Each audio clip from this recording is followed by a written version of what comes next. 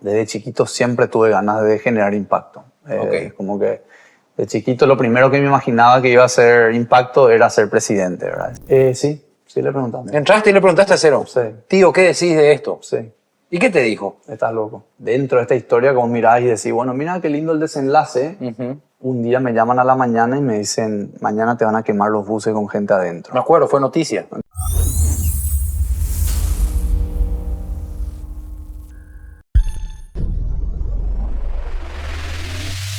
Bienvenidos, iniciamos un nuevo episodio de Infobiz Podcast, el segmento en el que exploramos las voces a través de diálogos directos con los empresarios y sobre todo con lo que hay detrás de ellos. Y en esta ocasión damos la bienvenida a uno de los más relevantes de este segmento, sobre todo por su juventud y por su enorme crecimiento. Alejandro Socolillo, gracias por visitarnos. Muchas gracias, Pablo. Muchas gracias a todos que nos van a acompañar en esta entrevista. Y realmente me encanta este espacio porque es un espacio diferente al que uno normalmente está con las cámaras y con esa ímpetu de tener que dar ciertos comentarios y que se puede malinterpretar lo que uno dice. Y en este formato vos podés expresarte sin esa limitante de pisar palitos por el camino, ¿verdad? Sino que estás en un lugar cómodo donde podés hablar de otros temas que por ahí no tocas en una entrevista normal. Acabas de dar una analogía perfecta entre la vida y la actitud, que es la misma que me parece que hay que tener para emprender. Así es. Si uno va a estar calculando todo y no va a tomar ningún riesgo. Así mismo. Bueno, estábamos charlando antes de grabar de la historia esta de quién se ha llevado mi queso. Es uno de los libros más influyentes que leí en mi vida. Tiene 20 páginas. Sí. Pero es muy influyente porque te habla justamente de psicología humana y de cómo uno enfrenta el cambio. El cambio es la única constante en la vida. El cambio se está acelerando enormemente. Los procesos que antes duraban décadas, hoy duran meses, ¿verdad? Hace semanas empezamos a ver las implementaciones de inteligencia artificial en las empresas, cómo está cambiando la forma de atender al cliente, cómo está cambiando la forma de crear productos. Entonces nos obliga a nosotros a estar cada vez más despiertos, cada vez más conectados, pero al mismo tiempo sabemos que la característica principal del humano que le ha diferenciado del resto de las especies es la capacidad de adaptarse al cambio. Claro. Entonces el ser humano tiene una capacidad enorme de capitalizar estos cambios y de generar más prosperidad. A muchos, incluido a mí, por mucho tiempo nos generaron un poco de ansiedad estos escenarios más Terminator, más qué pasa si nos vienen y nos matan a todos los robots y demás. Pero creo que tenemos que tener una mirada un poco más optimista porque si hacemos un recuento histórico, la tecnología ha generado enormes disrupciones, pero esas disrupciones le han permitido mejorar la calidad de vida del humano. Claro, pero antes la diferencia también, Alejandro, es que antes veíamos y nos enterábamos por las noticias de que hubo un cambio o un avance tecnológico, pero acá llegaba 10 años después. Sí. Ahora ese cambio lo estamos viviendo en tiempo real y vos como empresario lo sabes. Sí, así mismo. Bueno, fíjate nomás lo que sucedía hace 150 años. El humano promedio antes de la revolución industrial tenía 2 remeras. Imagínate cómo ha cambiado la industria textil, la expresión de creatividad del ser humano. Y todo eso, yo veo un escenario en el cual, con los cambios que hoy están sucediendo, vamos a entrar a una nueva era de enorme prosperidad para el ser humano. Claro que tenemos que adaptarnos a muchísimos cambios, vamos a tener que encontrar nuevas formas de contribuir, nuevas formas de aportar, de cambiar algunos modelos existentes. Otro amigo me dijo una vez, el mayor freno al desarrollo y la innovación son los modelos exitosos, me dijo. Yo le dije, ¿a qué te referís? ¿Cómo que los modelos exitosos? Si el exitoso es el que tiene que generar el cambio. No, porque muchos de ellos son exitosos bajo el parámetro actual. Y podés tomar una serie de cuestiones. Podés hablar de la política. Es difícil enfrentar a un cambio político cuando es exitoso ese modelo para algunas personas, ¿verdad? Ellos van a ser los que te van a frenar el cambio de modelo. Y en las empresas sucede lo mismo. Cuando vos querés enfrentarte a un sector y querés generar un cambio, muchas veces la resistencia a ese cambio va a ser el que es exitoso bajo el parámetro actual. Claro. Entonces ese es el desafío también del emprendedor, es lograr generar ese cambio, pero de alguna manera también articular y cambiar el concepto y no necesariamente solo entregar un producto, sino tenés que lograr cambiar el concepto. Nosotros, puedo hablar de algunos ejemplos, ¿verdad? Cuando empezamos en el transporte público, nosotros quisimos hacer algo distinto, pero para hacer algo distinto no podíamos hacer lo mismo que hacía el resto. Entonces nos dimos cuenta que si realmente queríamos tener una empresa que le pague a su personal de la manera adecuada, que pague todas las contribuciones, les tenga todo en IPS, que haga ciertas cosas que el resto no hacía, no era una práctica común de la industria, nosotros necesitábamos tener un billetaje electrónico. Sin tener un sistema, un medio de pago con trazabilidad. Cuando entraste era deficitaria la empresa. Sí, bueno, de hecho, nosotros... Hasta hoy sigue siendo. Nosotros, hoy en día genera ganancias la empresa, nos tardó casi 6 años en generar la transformación del sistema, pero básicamente nos dimos cuenta de que ese era el punto de inflexión. O sea, nosotros necesitábamos tener un sistema de trazabilidad porque la relación entre el conductor y el empresario estaba descompuesta. Exacto. Era una relación, digamos, de canibalismo. O sea, yo te como a vos haberes, vos me comes a mí ingresos, y entonces era un perder-perder esa relación. Era una relación muy viciada. Sí. Entonces, para poder cambiar ese paradigma había que implementar una tecnología, y eso generó muchísima resistencia dentro del sector con los que eran exitosos con el otro modelo, con los que sí ganaban al no pagarle, le alquilaban luego el bus al conductor. Era típico. Entonces era muy típico ese concepto del transporte público. Para poder pasar a un nuevo concepto, y ni qué hablar de la nueva revolución, que hablamos de sistemas más masivos, de interoperabilidad entre sistemas, donde el pasajero pague un pasaje y pueda acceder a todos los sistemas de transporte público, sea el tren, sea un futuro metro, sea el bus, ¿verdad? Que tenga un sistema integrado. Entonces, todo eso vas a tener que enfrentarte contra los exitosos en el modelo actual, ¿verdad? Y eso es un poco una enseñanza que de alguna manera la estoy llevando en los distintos proyectos en los cuales estoy participando, ¿verdad? Vos sabés que empezamos hablando, porque la dinámica de la charla es así. Empezamos hablando en realidad de la conceptualización, pero te quiero traer de vuelta al principio. Sí. ¿Cómo te convertiste en empresario? ¿Cómo me convertí en empresario? Porque el que está mirando... No me conoce. Mira al chico a quien va a invitar a jugar pádel dentro de 2 horas, digamos. No, tan joven y se estará preguntando más de uno, ¿cómo te convertiste en empresario? Yo, bueno, te diría que viene de dos lugares. Uno es, desde chiquito siempre tuve ganas de generar impacto.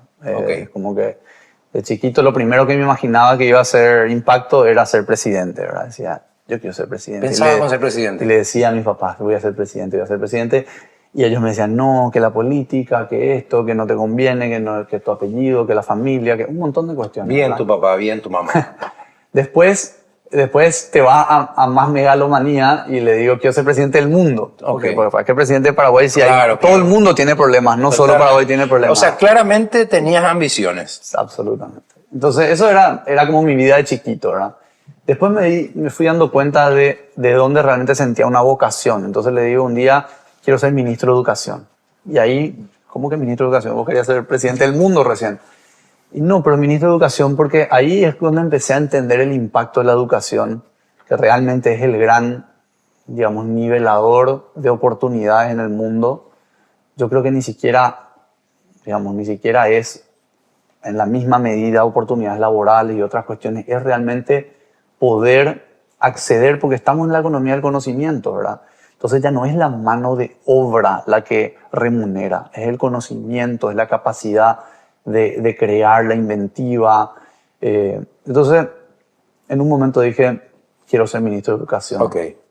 Y hice muchas cosas vinculadas a la educación. Y ahí empezó un poco mi carrera de emprendedor. Claro, ¿verdad? Porque ¿en qué punto ministro de Educación no y sí empresario? Claro, y ahí digo, bueno, ¿cómo generas un impacto en la educación? ¿Verdad? Entonces, tuve la oportunidad de conversar con muchas personas, por ahí desde más joven también. Lo que no conté en esto es que siempre de chiquito mi papá me hacía trabajar, ¿verdad? Nosotros de los 12 años nos íbamos a trabajar, nos pagaba menos que el mínimo, medio sueldo mínimo, pero nos íbamos a trabajar. Nos íbamos los sábados a trabajar, nos íbamos a trabajar en vacaciones. Entonces siempre nos generó esa cultura del valor del trabajo, ¿verdad? Mi abuelo tenía un dicho que decía, solo el trabajo construye, decía. Entonces siempre tuvimos esa cultura de trabajo. Y ahí un poco lo que me nació fue decir qué oportunidades estoy viendo, porque además quiero poder generar más impacto que el de mi trabajo propio. Uno con su propio trabajo tiene un cierto nivel de impacto y cuando uno crea una organización, esa organización puede generar un impacto aún mayor.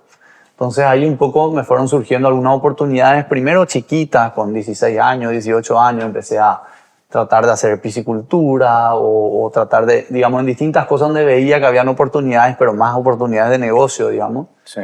Pero ya estando en la facultad me empezó a nacer esa vocación de decir, voy a hacer algo relacionado a la educación. Entonces hago 2 emprendimientos, de hecho, los 2 fracasaron, fueron emprendimientos que tenían una visión gigantesca para la cual yo no estaba listo, ¿verdad? Y eso también es un reconocimiento que por ahí uno, con el tiempo y la maduración, se va dando cuenta de que no solamente... ¿Qué quisiste poner? Perdón, ¿puedo preguntarte? ¿Una escuela, un colegio, un instituto? Te cuento. Bueno, lo que quería hacer era... Vine a Paraguay en un periodo entre estudios y me fui a enseñar a un colegio marginal, un colegio en Calleí, un colegio, sí, digamos, de muy bajos ingresos, niños cuyos padres eran gancheros claro. Y me fui a enseñar inglés, ¿verdad? Y quería que los chicos aprendan inglés porque dije, el inglés te da acceso al internet realmente, ¿verdad? Sí. Si vos no podés comunicarte en inglés, es limitado lo que podés acceder en el mundo digital. Pero vos te das cuenta de lo que me estás diciendo. Calle I. Sí. Cerquita de mi oficina, ¿verdad? Niños de muy escasos recursos. Sí. A veces mal alimentados. Así mismo. Y vos dijiste, yo le voy a enseñar inglés. Sí. Porque dije, si yo le enseño inglés desde lo más básico, desde chiquitos, con los accesos ya había una penetración del 90% de smartphone en el mundo en ese momento. Entonces, y en Paraguay era altísima la penetración. Entonces yo decía, si esa persona se puede ir a su casa, su papá probablemente tiene un celular. Sí. Y le va a decir, papi, me dejas leer algo, me dejas investigar, me dejas aprender. El valor de generar curiosidad en el humano es algo que tiene un retorno a la inversión incalculable. No solamente económico, sino un retorno en el valor del patrimonio humano, del capital humano. Entonces dije, tengo que lograr generar que estos chicos quieran aprender a aprender, ¿verdad? Era más filosófico que técnico. Claro. No era aprender inglés, sí, era vos tenés que aprender esto que te va a dar acceso a ilimitada cantidad de información en el mundo digital. Y cuando me voy a estudiar a Estados Unidos de vuelta, digo, ¿cómo puedo llevar y extrapolar este concepto y llevarlo al mundo, ¿verdad? Entonces, ahí surgieron 2 iniciativas. La primera fue un concepto que hasta hoy tengo unas ganas de, digamos, de repotenciarlo. Y que en algún momento encuentre su forma y su lugar. Exactamente. De hecho, nos presentamos con mi hermano a un concurso allá en Estados Unidos de emprendedurismo y de proyectos y nos dieron un grant, un premio. Sí, bueno. Creo que eran $5,000. El capital semilla. Claro, un capital semilla para empezar el proyecto, ¿verdad? Y eso lo destinamos al proyecto, a la programación. Pero bueno, básicamente el concepto ahí era, podemos tomar el concepto de LinkedIn, por ejemplo, ¿verdad? El concepto de generar un perfil profesional, pero ese perfil profesional no era para profesionales, era para estudiantes. Entonces, mi concepto era, si nosotros logramos que los estudiantes tengan una plataforma mediante la cual pueden visibilizar su progreso en aprender más, en conocer más, en formarse profesionalmente, van a poder darle la visibilidad a empresas que le van a acercar una propuesta. Vení a hacer una pasantía con nosotros, vení a trabajar con nosotros, vemos un fit cultural entre la persona que vos sos y el tipo de persona que buscamos. Entonces vamos a generar ya una alianza y un vínculo que te va a permitir quizá costear tus estudios profesionales, quizá te va a permitir tener ya un empleo asegurado al terminar la universidad. Entonces era una forma de decir, en ese periodo no estamos sacándole el máximo provecho al potencial humano, claro, en esos años universitarios, ¿verdad? Entonces dije, tenemos que lograr hacer algo que le potencie a la relación entre la empresa y la persona. Y eso, digamos, hicimos la prueba y tuvimos un problema importante que fue que no teníamos expertise técnico. Sí. Ninguno de los dos, ni mi hermano ni yo, éramos programadores.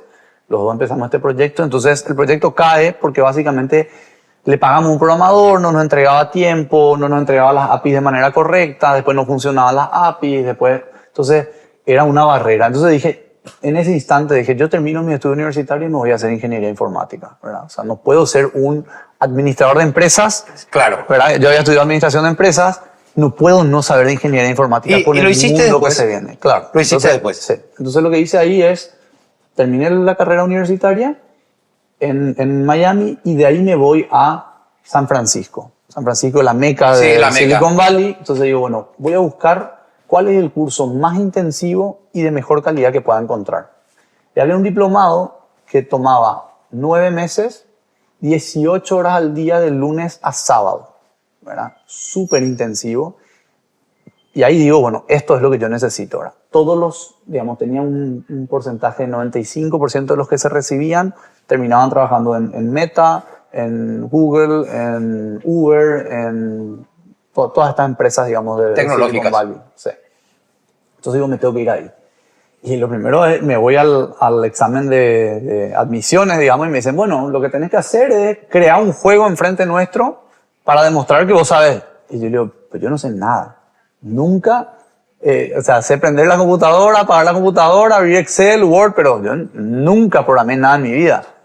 Y me dicen, macho, empiezan una semana el curso y Claro. vos no sabes nada. No sé qué vas a hacer. Y agarro mi compu, me interno, ¿verdad? Una semana, todo el día haciendo cursos, videos, pruebas, esto, lo otro. Y le digo, bueno, estoy listo el día antes de empezar el curso, ¿verdad? Yo ya estando viviendo en San Francisco, dije, estoy jugado, tengo que pasar esta prueba y hacer este curso, ¿verdad?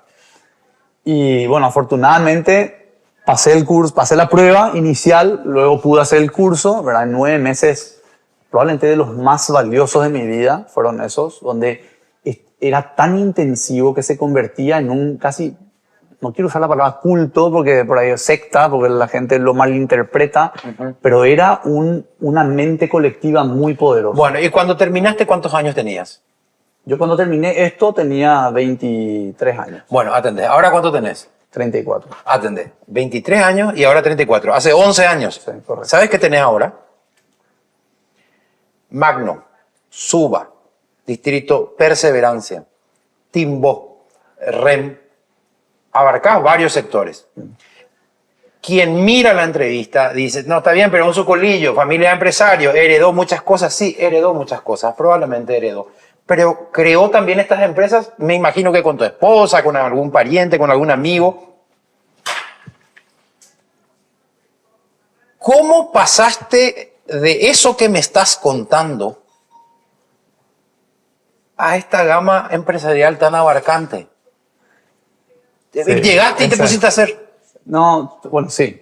La respuesta es corta y larga es sí. Ahí nace el segundo proyecto, ¿verdad? Estando en San Francisco, yo le conozco a un programador de Google que había salido de Google para empezar a trabajar en un proyecto propio. Y me muestra el proyecto y fue justo cuando yo estaba haciendo una pasantía ya en una empresa de tecnología allá en Estados Unidos.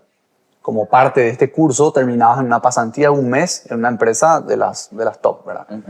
Y estando ahí, le conozco a esta persona y me dice, yo tengo un sueño de 1 millón de laptops en el mundo, de 1.000 millones de laptops en el mundo. Y le digo, ¿y cuál es el propósito? Y me dijo, el propósito es que este formato de celular no es el formato ideal para el aprendizaje. Pero acá vos tenés la CPU, GPU, toda la potencia que tiene una laptop. Cierto. Entonces, ¿por qué no utilizamos todo este poder computacional, toda esta capacidad y simplemente le ponemos un display, ¿verdad? Un teclado y un display, conectamos, usamos el teléfono y en realidad le estás convirtiendo en un formato donde esa persona va a utilizar y aprovechar su tiempo para estudiar, aprender, leer libros, Trabajar. ver videos, trabajar, etcétera, ¿verdad? Entonces, me encantó el proyecto. Invertí en el proyecto, participé del proyecto, hicimos un lanzamiento, un Kickstarter se llama, una plataforma de crowdfunding donde vos presentas una idea y la gente invierte en esa idea, ¿verdad?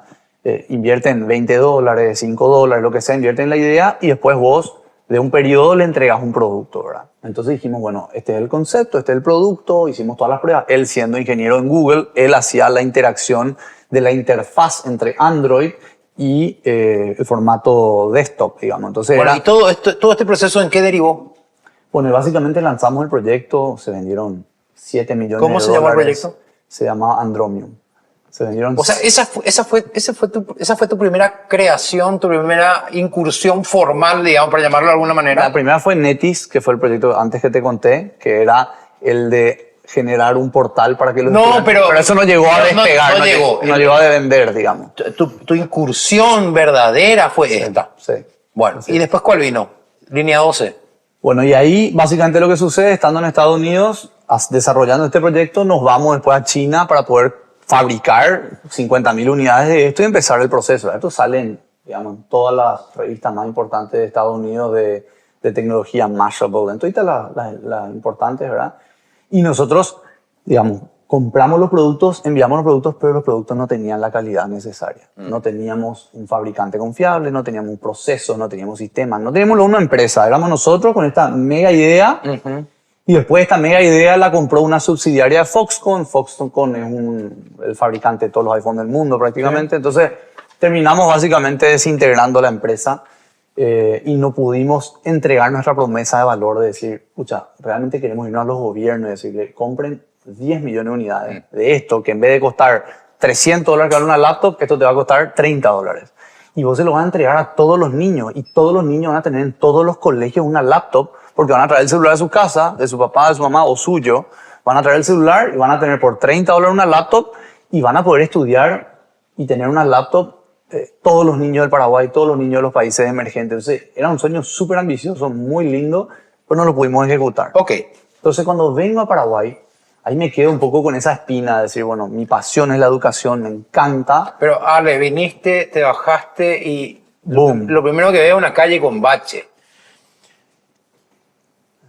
Y comprar o invertir en una empresa donde tu costo operativo se va a ir en baches, porque tren delantero, ruedas, desgaste, en un sistema obsoleto en ese momento, no sé si lo sigue siendo hasta hoy. Y está ahí, mitad. Es muy loco cómo te arriesgaste. Y ahí un poco ahí fue donde me acerco a mi familia y le digo, miren, o sea, entro a trabajar con la familia y le digo, nosotros tenemos una responsabilidad. ¿Que tu familia quién es? ¿Todos tus familia, primos? Mi papá y mis hermanos. Ok. Mi papá, mi mamá y mis hermanos nos sentamos y decimos... ¿No le preguntaste a Cero, por ejemplo? Sí le preguntamos. ¿Entraste y le preguntaste a Cero? Sí. Tío, ¿qué decís de esto? Sí. ¿Y qué te dijo? Estás loco. Estás loco, te dijo. Sí. ¿Te fuiste a ABC a hablar con él? Me fui a ABC varias veces. No, pero sobre eso en concreto. ¿En ABC hablaste con él? Sí. Año 2016, 17. Sí. Ok. Año 2016, porque 2016 fue cuando arrancamos. Te fuiste de mañana y saliste. Ya está. ¿Te acordás? Me acuerdo porque después me contó él. Sí. Este es mi sobrino que vino a... Sí. Y ahí un poco lo que nos termina sucediendo es, bueno, decimos, queremos generar negocios que además tengan impacto. Porque yo venía con estas dos ideas que eran de muchísimo impacto. Okay. Y después venir acá a hacer, digamos, negocios más tradicionales, vender esto, vender lo otro, comercio. No tenía ese sabor de decir, estamos generando un impacto, una transformación. Okay. Entonces, ahí dijimos, bueno, ¿dónde tenemos expertise? En vehículos, en vehículos pesados. Porque ¿verdad? ustedes importan. Nosotros somos, digamos, el mayor vendedor de camiones en Paraguay, Claro. el mayor vendedor de semirremolque en Paraguay. O sea, ya tenían el know-how del... Teníamos talleres. mecánico. Sí, exactamente. Entonces, nace este proyecto del gobierno de Cartes que dice, queremos transformar el sistema de transporte público. Se nos acercan muchas empresas a decir, queremos comprar buses, queremos que ustedes nos traigan, nos hagan el servicio, etcétera. Y ahí decimos, ¿y por qué no participamos también de eso como una forma de generar un impacto mayor? No solamente vendiéndole, sino participando del ecosistema. Y ahí cuando entramos, obviamente nos damos cuenta de todas las debilidades que tenía este sistema. Desde, como te digo, desde una relación entre el personal, el conductor, los profesionales y la empresa que era absolutamente tóxica. O sea, el conductor venía y te robaba el 15% de los ingresos y vos te ibas y no le pagabas su IPS. Y era así, y le hacías trabajar 25 horas al día, ¿verdad? Entonces, llegaba un momento en el cual la persona estaba destruida psicológicamente, físicamente. De hecho, era el segmento de transporte, de choferes del transporte público, era el que mayor, según un estudio que se hizo, el que mayor adicción y alcoholismo tenía. O sea, imagínate, Wow. alcoholizado o adicto. Yo pensé que éramos nosotros los manejando, periodistas. y están ahí cerquita. Cerquita estamos Policías, periodistas y conductores de transporte público son de los mayores. Los más bohemios. Sí, increíblemente. Sí. Entonces, ahí un poco dijimos, bueno, tenemos que generar un cambio de paradigma. Y el cambio de paradigma partía de vuelta a una disrupción tecnológica. Hacía falta cambiar esta relación, pero esta relación era imposible cambiar en la desconfianza. Entonces dijimos, ¿cómo podés generar un cambio de relación? Y imagínate, en el primer año nosotros contratamos 1000 personas y despedimos 600.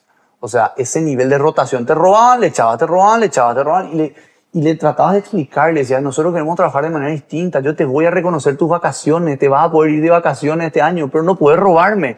No, pues yo agarré nomás un rato y después te iba a devolver. No, no existe más ¿Cómo eso. sabías que te robaban? ¿Le controlabas con cámara? Porque poníamos cámaras, poníamos inspectores, teníamos fantasmas, teníamos de todo, ¿verdad? Nosotros nos subíamos a revisar, o sea, era realmente agobiante.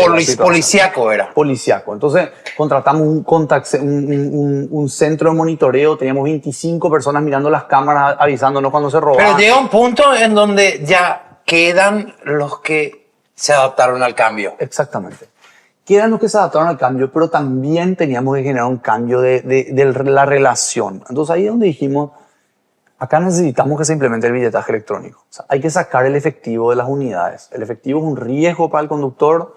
Además, es un problema en esa relación de decir, che, tengo 2 millones de guaraníes todos los días en la mano y sin embargo yo voy a cobrar a fin de mes o voy a cobrar a la quincena o lo que sea. Entonces, además el problema práctico de cobrar, dar vuelto, manejar, cambiar. además el problema El problema práctico. Entonces dijimos, bueno, ¿cómo hacemos para cambiar esta relación? Y ahí empezamos distintas verticales. Por un lado dijimos, vamos a hacer una escuela de conductores. Esa escuela de conductores va a formar gente nueva, pero también va a entrenar a los que están, porque este cambio de paradigma es donde va a ser mucho más importante qué tan bien manejás, cuánto combustible consumís, si pisás despacio o fuerte el acelerador, y no necesariamente estar, digamos, entregando, cambiando el vuelto, no chocar el espejo, ¿verdad? Porque es un trabajo complejo. Uno es la escuela. Después dijimos el billetaje electrónico. Billetaje electrónico. Y ahí es donde nos encontramos una resistencia enorme. En los empresarios. En el empresariado, en los conductores. Ah, claro, también. De las otras empresas, sobre todo. Los nuestros ya veníamos con tanto control y tanta presión que para ellos fue un alivio decir, bueno, al fin ahora ya no tengo yo que me estén revisando las cámaras, que me estén esto, pues ya no hay el efectivo. Entonces, para mí es un beneficio. Entonces, nosotros implementamos rapidísimo. Pero veíamos que las otras empresas no podían, se trancaban, ¿verdad? Un día amanecían todos rotos sus validadores, el otro día no funcionaban, ¿verdad? Entonces había... Y entonces nos dimos cuenta que necesitamos que esto sea una transformación sistémica, ¿verdad? Y ahí es donde, en esa transición entre el final del gobierno de Carter y el principio del gobierno de Marito, realmente, y la pandemia también ayudó mucho en este sentido, que se logró instalar la causa nacional de decir el billetaje electrónico es innegociable. Así mismo. O sea, no podemos seguir trabajando con efectivo, no podemos confiar en el empresario del transporte que le pagamos subsidio, ¿verdad? Por lo que él dice que facturó, tiene que ser por lo que realmente se validó en sus buses. Yo no puedo estimar cuántos pasajeros tuvo, tengo que saber con precisión cuántos kilómetros hizo el bus, claro. Si reguló, si no reguló. Entonces cambió todo el paradigma, porque vos ahora tenés un validador que, si bien es un validador que te cuenta la cantidad de pagos, te dice dónde se hizo el pago, tiene un GPS, entonces sabes dónde hay demanda de pasajeros, dónde no hay demanda de pasajeros. El GPS te dice si ese bus trabajó o no trabajó, si la empresa reguló o no reguló. Entonces empezó a cambiar ese relacionamiento entre gobierno, empresa y población, sí, y conductores. O sea, todas esas fuerzas empezaron a trabajar con una visión nueva, decir, bueno, tenemos que llegar a una reforma del sistema. Claro. Que es lo que hoy en día estamos en esa última milla de decir, ok, ahora necesitamos una transformación de terminar a poder hacer sistemas más masivos, el tren de cercanía, integraciones tarifarias y todo lo nuevo que se viene dentro de la reforma del transporte público. Casi a un modo de ping-pong. Yo sé que hay preguntas que requieren respuestas más profundas, pero digo, para no desaprovechar este bagaje que nos trae Alejandro, de tu historia personal, para el que está mirando y a lo mejor tiene 24 años y está en la facultad. Entonces, ¿qué, por ejemplo, le podrías decir a otros empresarios o a ellos? ¿Qué le podrías decir? Como consejo. Como consejo. Y yo creo que para mí el consejo más importante es, quizás un poco cliché decir esto, pero definitivamente es tener una visión fuerte, un propósito fuerte, porque no es fácil. no es fácil dentro de esta historia como mirás y decís, bueno, mira qué lindo el desenlace. Un día me llaman a la mañana y me dicen, mañana te van a quemar los buses con gente adentro. Me acuerdo, fue noticia. ¿Entendés? Y me dicen eso y le llamé a López Moreira, al comandante de la policía, tuvimos 150 patrulleras siguiendo nuestros buses porque la amenaza era te vamos a quemar porque estás implementando el billetaje. Claro. ¿Entendés? No sé, habían días que con el COVID, por ejemplo, tuvimos un momento desesperante. Nosotros estábamos operando al 10% de la cantidad de pasajeros y sin embargo, como no estaba todavía implementado el billetaje, nos decían, pero tenés que sacar el 100% de los buses. Y nosotros en ese momento estábamos perdiendo millones de dólares. Claro, y también tenías trabajadores. Y también tenías a todos los trabajadores, entonces era una cuestión... ¿Cuántos trabajadores tiene solo esa empresa, Magno? Y son más o menos 500 personas. O sea, 500 personas que a fin de mes necesitan de vos. Así mismo. ¿Y entonces, cuál es el consejo que te hubiese gustado recibir y no recibiste? O que te hubiese sido útil en su momento y dije, ¿cómo no lo supe antes? Un consejo que sí me dieron y que quizás no lo aprecié en su momento. Ahí también. Me dijeron, tenés una idea brillante. Y me dijo un multibillonario, me dijo en Estados Unidos, sí, un desayuno tuve con él, sí. Y me dijo cuando empecé el proyecto de los estudiantes, ¿verdad? Del LinkedIn para estudiantes. Y me dijo, tenés una buenísima idea, ya tenés 1% hecho. Claro. ¿Y cuál es el resto del...?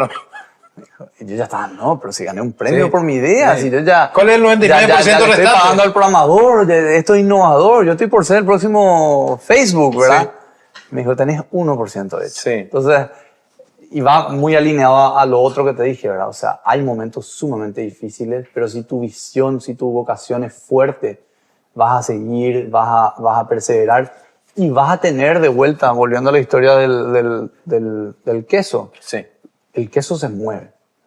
Hoy está acá, llegaste ahí y ahí vos estaban funcionando las cosas y ahora se mueve el queso. Un poco con lo que vos me dijiste, la historia en el periodismo se está moviendo el queso. Sí. Hoy en día es multicanal, tenés que tener distintos tipos de contenido, tenés que hablar a distintas audiencias, tenés que hacer un podcast, tenés que hacer un YouTube, tenés que tener Reels, tenés que tener TikTok, tenés que tener tal cosa. Entonces, porque si no, a vos perdés el foco. Claro. Y vos vos estás en el negocio de atención. Sí. O sea, tu negocio es capturar la atención y darle un producto al cliente que es un producto que le cautiva la imaginación, la atención y ahí está tu valor como periodista. Pero ¿verdad? de todo lo que contaste, yo lo que veo es que hay mucho trabajo detrás. O sea, todo eso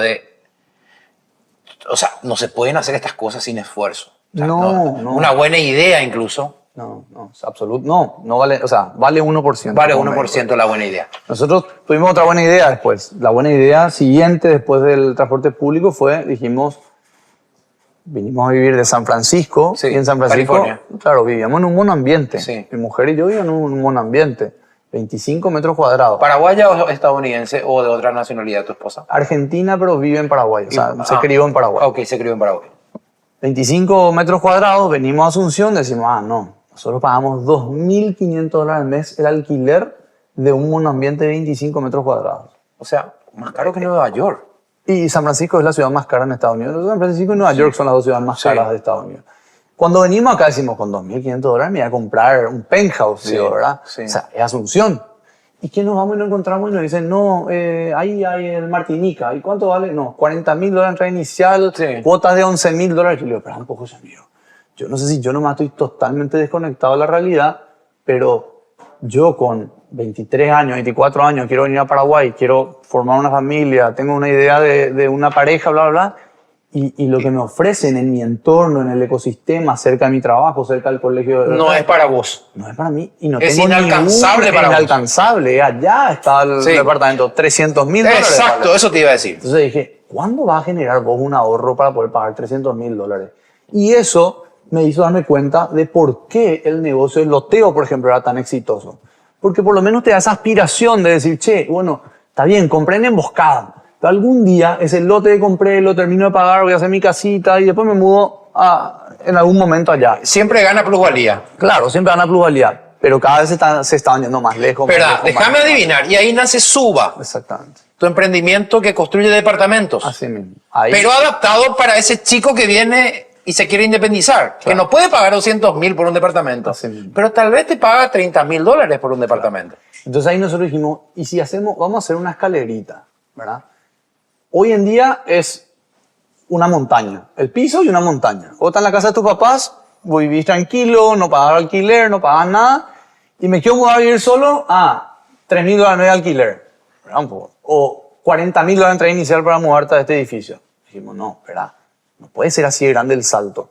¿Dónde está ese paso intermedio que yo voy a dar con 25 años? Salí de la casa de mi papá, me recibí como arquitecto, como psicólogo, como lo que sea, periodista, soy un profesional. Yo no quiero seguir viviendo con mis papás y invitarle a mi novia a mi apartamento, a mi pieza con los Pero $200.000 no vas a tener. Pues no tengo ni chance de pagar eso. Entonces, y ni un banco te va a dar. Ni un banco te va a prestar. Entonces dijimos, ¿cómo podemos crear un producto que sea el primer producto para que la persona salga de la casa de sus padres y se independice? Darle esa posibilidad de independizarse sin sacrificar calidad de vida, sin decirle, anda a vivir a tu lote en emboscada. Porque podrás vivir en tu lote en emboscada, pero vas a llegar tarde a tu trabajo, o tenés que salir a las 5 de la mañana para llegar, o vas no vas a vivir, vas a trabajar todo el día. Entonces, ahí dijimos, ¿por qué no hacemos un producto de calidad pensado en este cliente? Sabemos de que hay 2.080.000 millennials, sabemos que ganan en promedio, porque las estadísticas te muestran, hay números claros de que ganan en promedio 6 millones de guaraníes. Los millennials. Los millennials. Entonces, si vos decís ganan 6 millones de guaraníes, ¿cuánto puede pagar de alquiler? 2,5. Y todos los economistas te dicen 30 a 40% le presto un préstamo hipotecario. Entonces, 2 a 2,5, ¿verdad? Entonces, si vos decís de 2 a 2,5, ¿cómo yo hago la ingeniería inversa? Al revés. No construir un apartamento hermoso en Santa Teresa, terminé mi edificio y ahora ¿a quién le vendo mi apartamento de $300.000? No. 2,5 millones es mi objetivo, o 2 millones es mi objetivo. ¿Cómo con ese alquiler o cuota construyo hacia atrás un producto terminado que sea rentable y que cierre la ecuación de te pago esto, pero te entrego esto? ¿Y cuánto tiene Suba de tiempo ya? ¿Hace cuánto que Y empezamos hace 7 años Muy el bien. concepto. Digamos, el primer edificio nos tardó casi 3 años en construir y 4 años ya de crecimiento. Bueno, ahora ya tenés muchos años entonces en el negocio. Sí. Bueno, muchos años para tu corta vida. Sí. Y veo que tenés muchísimos competidores, no sos el único. Quiere decir que hay mercado. Bueno, imagínate que no. ¿Cuánto vendiste? ¿Cuántos departamentos ya vendiste? ¿O te están pagando mensualmente? Digamos, ¿cuántos departamentos terminaste en todos estos años? Y te voy a dar una cifra. Nosotros, como te dije, los primeros 3 años nos tardó el primer edificio.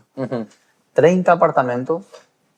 Nadie creía en nuestro producto. Decían, ¿quién va a comprar un apartamento que no tiene área de servicio? ¿Quién va a comprar un apartamento que no tenga, no sé, un living grande, que no tenga...? Y eran muchos cuestionamientos de personas que veían el modelo actual y decían, no, nadie va a comprar este apartamento.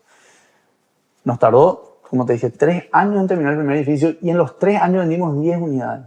10 apartamentos vendimos en 3 años. Son 3 apartamentos por mes. ¿Verdad?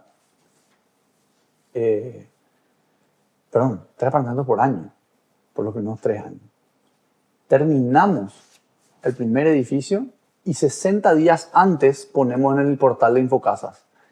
Tengo apartamento en Fernando de la Mora, alquiler 2 millones, 1.500.000 empezamos el primer edificio. Pusimos y el día siguiente teníamos 600 consultas. Sí.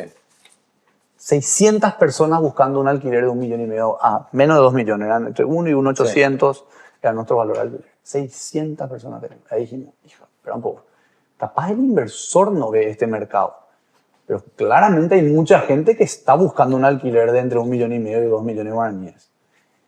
Llenamos el edificio 60 días. Antes de entregar el edificio ya nos habían pagado la reserva para poder mudarse apenas se termina. Es que es buenísimo precio para eso que ofreciste. Y realmente era un producto distinto a lo que había en el mercado. Entonces, desde ese momento, que eso fue en 2020, diciembre 2019, inicio 2020, desde ese momento a hoy, hemos hecho 3.000 apartamentos. Dios mío, muchísimo. Sí. Y eso sin sumar a tus competidores, que quiere decir que hay una demanda. Ahora, ¿me permitís? Porque vos sabés que si vamos a charlar, Sí. vamos a quedarnos a vivir acá. Sí. ¿Ok? Pero es impresionante el disparador de ideas que es conversar con vos, Alejandro. y tenés esa beta docente.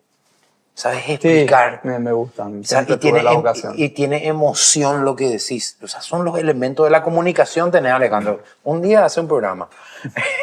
¿Cómo le ves a tus colegas, los empresarios paraguayos? ¿Cuáles son sus debilidades y fortalezas? Así, a grosso modo. Yo creo que una de las cosas que el empresariado paraguayo le falta un poco adoptar son ciertos hábitos que en los otros países, si no lo hiciste hace 40 años, perdiste competitividad y te comieron los grandes. Sí. ¿Verdad? En Paraguay todavía podían sobrevivir o hasta prosperar algunos que no adoptaban la cultura. Por un lado, la cultura del profesionalismo. Sí. O sea, hay que valorar a los colaboradores, a los profesionales, a todas las personas que trabajan. Hay que remunerarles bien. No podés esperar tener una empresa que gana 5 millones de dólares al año, pero a tu gerente le pagás $10.000 al año, ¿verdad? Le pagas $1.000 al mes. No va a funcionar. Ese gerente o se va a desmotivar y va a salir a competirte, ¿verdad? Porque va a decir, che, yo soy el que sé cómo hacer esto. Y pasa a todos los niveles. Y yo veo que este gana así y una gota me quiere dar, en todos los niveles. Sí, en todos Todas las personas tienen que estar remuneradas con variables, tienen que tener sus metas claras, tienen que generar una cultura empresarial, ¿verdad? Entonces, yo te diría que en el valor del capital humano es algo que en Paraguay todavía no se había, digamos, valorizado como debería. Y muchos empresarios hasta hoy creen que su ventaja competitiva es que ellos pusieron la plata o que empezaron antes o que algunas cosas que no te van a durar mucho tiempo. Sí. Y la otra, que va muy de la mano también, porque no podés hacer esto sin esto, es la de generar alianzas estratégicas.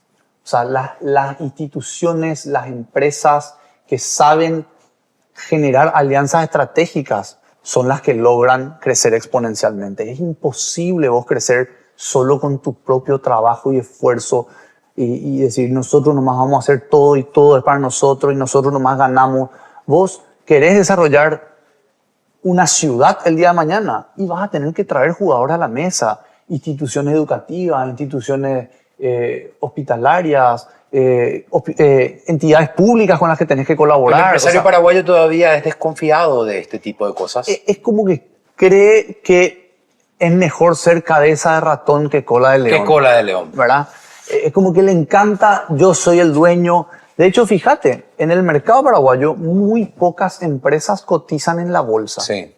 El 96%, 97% de todo el volumen de la bolsa es bonos. Como te digo, es deuda Sí. con tasa fija.